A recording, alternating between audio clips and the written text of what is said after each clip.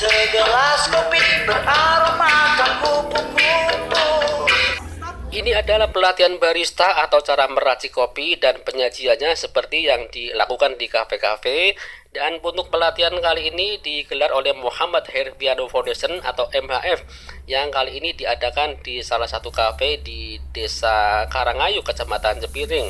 Pesertanya adalah para kaula muda, para pecinta kopi dari berbagai komunitas di Kabupaten Kendal.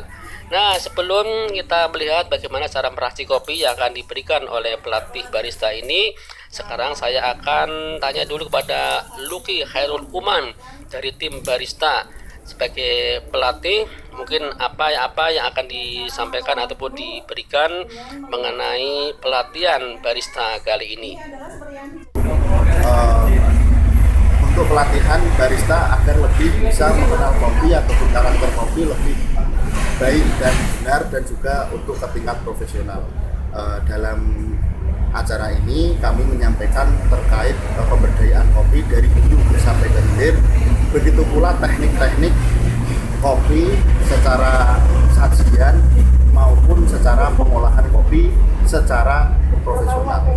Untuk tujuan pada pelatihan kali ini menciptakan kader barista yang ada di Kabupaten Kendal pada khususnya, agar bisa lebih menularkan kepada pemuda-pemudi yang ada di Kabupaten Kendal, agar kelompok kopi maupun petani kopi yang ada di Kabupaten Kendal ini bisa lebih maksimal, maju, dan sejahtera.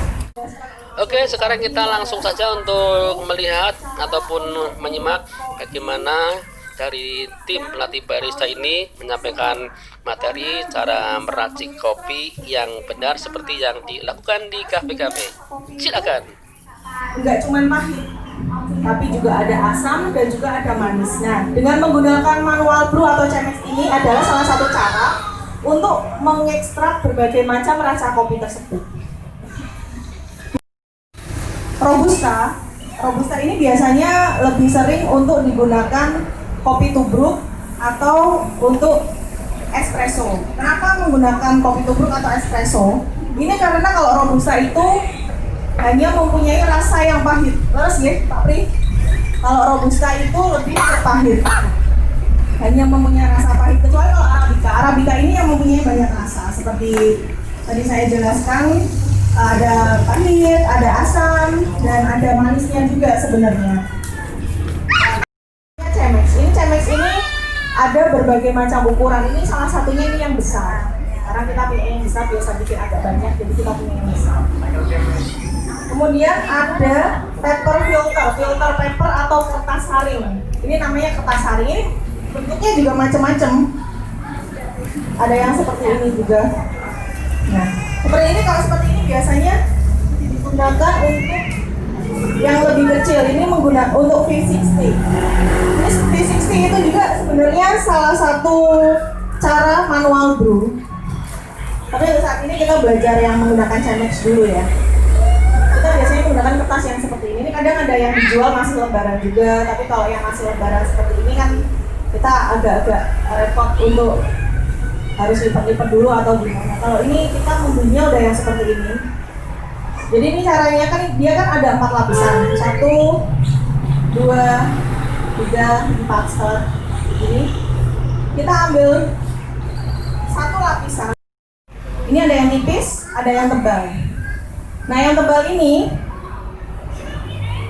yang lebih tebal, yang lancipnya yang lebih tebal ini ditaruh di bagian moncongnya Chemex. Ini Chemex ini kan punya mulut ini ya, punya moncong. Jadi kayak corong gitu. Ditaruh, yang tebal ditaruh di sebelah sini, di sebelah yang corong. Sama tisu. Kalau tisu biasanya buat nyaring, nanti dia ambiar. Masih hatinya ada ambiar toh?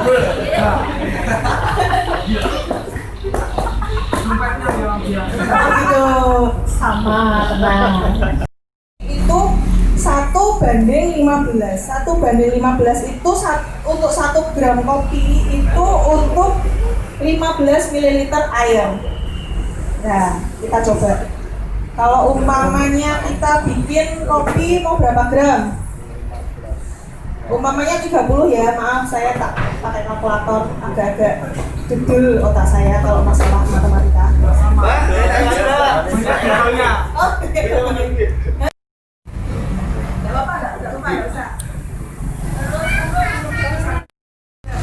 Oke, ini Mbak Karin sedang melaksanakan trial dari proses penimbangan dari 30 gram menjadi 525 gram menjadi 525 ml air. Jadi perbandingannya patokannya setiap 1 gram kopi sama dengan 15 ml. Itu kopinya yang menggunakan kopi Arabica. Menuangkan debit air di sini juga ada caranya, yaitu dengan cara pertama harus membasahi paper filter terlebih dahulu atau filter cemek supaya tidak bau kertasnya itu hilang. Harus dipanasi terlebih dahulu dan dipastikan basah secara merata. 35 gram di blender dengan kadar berapa Mbak Karin? Dengan kadar tingkat kelembutan kasar pakai 12 sampai 14. Jadi kalau semisal manual brewing dengan metode cemek ini memang harus coarse ataupun kasar, karena kalau terlalu lembut ini proses turunnya pun juga akan lama dan mengganggu tingkat suhu air.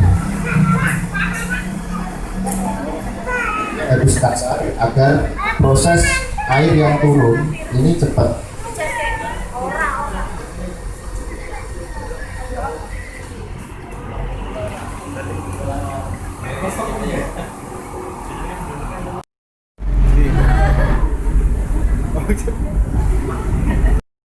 Proses yang selanjutnya tuangkan kopi yang sudah di blender ataupun yang sudah dihaluskan ke paper filter cemek.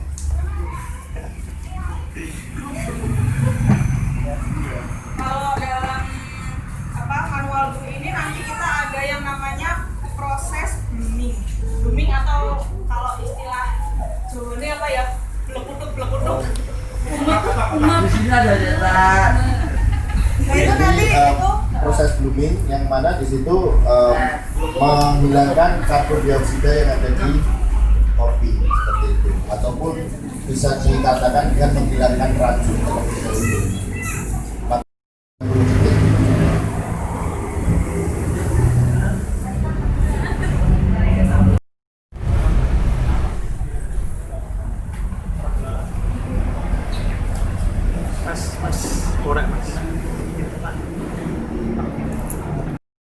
Kayak gini, teko leher angsa.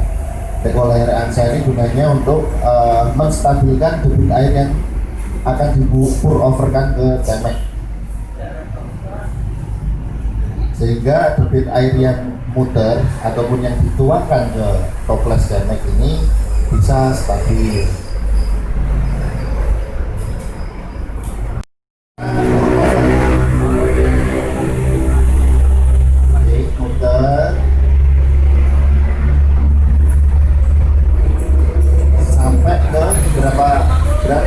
Sampai ke 50 gram kita stop untuk proses blooming. Proses blooming yang mana di situ kopi yang sudah dihaluskan didistribusikan air di situ, terus ada buih blooming untuk menghilangkan karbon dioksida pada kopi. Blooming ini dilakukan selama 2 kali. Per bloomingnya 30 detik. Oke. Blooming kedua tetap di takaran 50.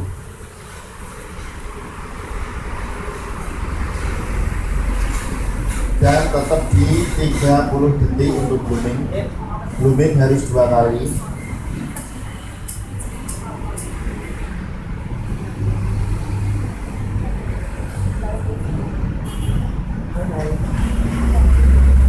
Sampai airnya yang ada di filter paper ini turun semua. Langsung setelah itu full sampai selesai sesuai timbangan awal, yaitu 525 ml air.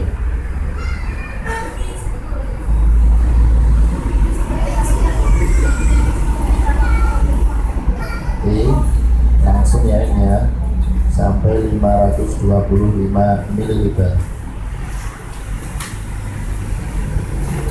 Dan sebenarnya paling bisa untuk dinikmati kopi itu memang harus tanpa gula, karena memang unsurnya dari buah ceri yang mana di situ sudah mengandung manis, sehingga ketika masih merasakan kopi tanpa gula kok pahit, mungkin kahanan uripe.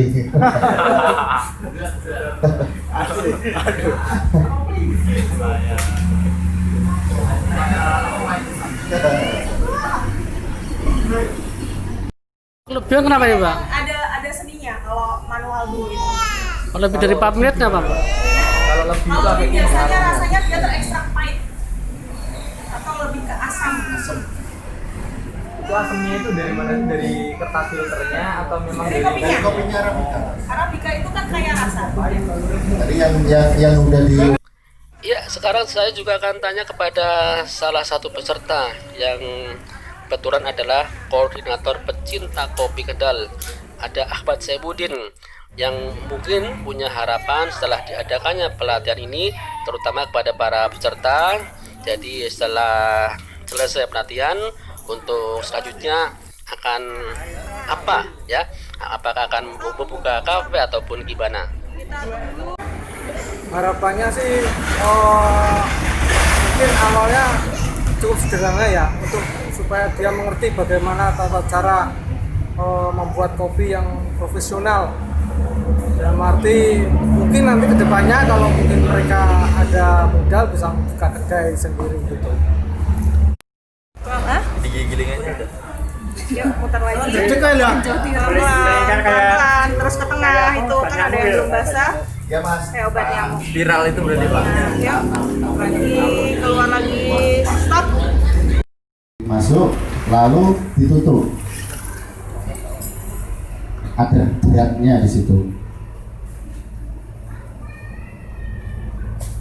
Jangan terlalu kencang juga. Jadi kita ringan-ringan aja biar nggak terlalu padat kopinya.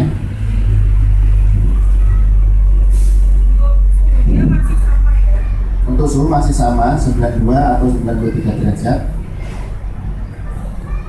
Karena memang standar suhu normal untuk pembuatan kopi prosesnya sama, didiamkan selama 30 detik. 20 detik kalau untuk Vietnam drink. Oke, caranya seperti itu. Pelan-pelan. Tetap 50 ya Pak Karin ya. Tetap 50 gram volumenya selama 20 detik.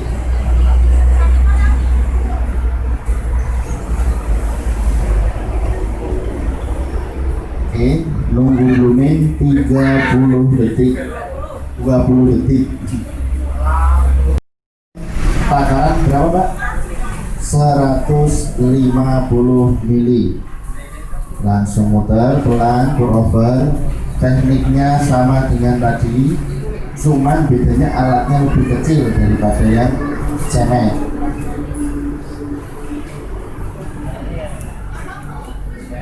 Ya, itu di pour over sampai di angka 150 mili. Oke, setelah itu tutup ya Pak. Diaduk, dikencengin. Ini terlalu kencang. Jadi kalau terlalu kencang nih, airnya tuh turunnya lama.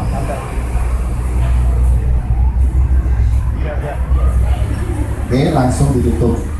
Diamkan sampai air yang ada di Vietnam drink turun semua maksimal ke gelas. Itu Arabicanya diganti dengan Liberica Wine. Itu enak banget Pak. Cuma 3 gram aja dia baunya udah wangi banget. Bandingannya sama. Perbandingannya sama. Sama, untuk Libericanya 3 gram.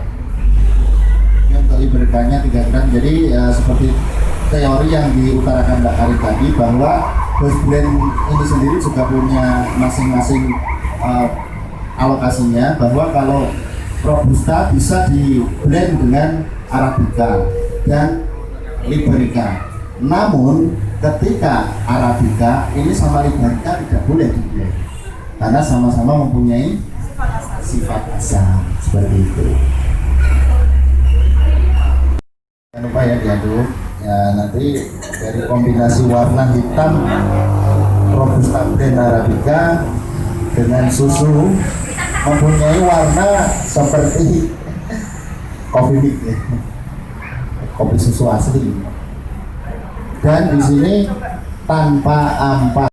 Iya, yang lebih asik lagi ternyata tiap-tiap peserta juga mendapat bantuan seperangkat peralatan untuk meracik kopi. Peralatan ini bisa digunakan untuk berlatih cara meracik kopi sendiri di rumah supaya mahir sehingga nanti siap membuka kedai kopi ataupun membuka kafe. Kopi hitam kupu-kupu, kopi hitamku semangatku, kopi hitamku itu selalu.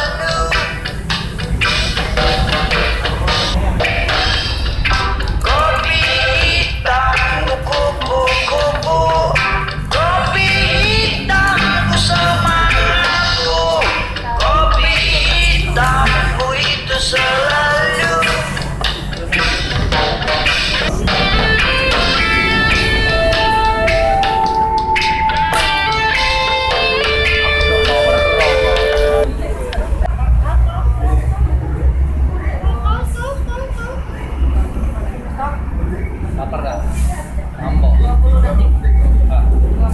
Kan ada bentuknya kan dia proses melepas karbon dioksida.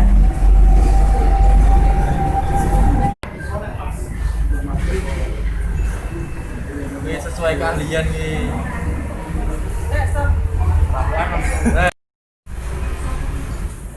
Kayaknya enak wih. Kayaknya durian ya. Kayaknya enak.